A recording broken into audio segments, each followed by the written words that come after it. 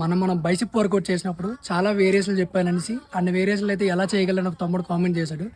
Okay, నాకు తెలుసు ఆ రోజు నేను చెప్పినవి ఆల్మోస్ట్ 8 వేరియేషన్లు చెప్పాను.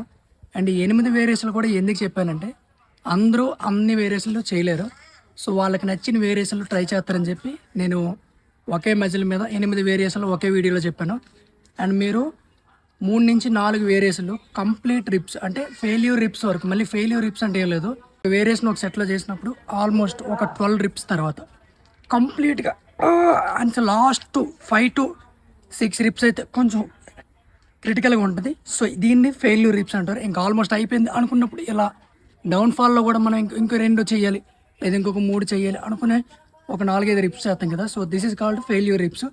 సో ఈ రిప్స్ వరకు చేసామంటే మన మజిల్ గ్రోత్ అనేది, మజిల్ డ్యామేజ్ అయ్యి ప్రోటీన్ ఇంటేక్ వల్ల మన మజిల్ కూడా కొంచెం స్పీడ్గా డెవలప్ అవుతుంది. సో నేను చెప్పే దాంట్లో మీరు 3 లేదా 4 సెలెక్ట్ చేసుకోండి. నేను చేసినవన్నీ మీరు చేయని అవసరం లేదు.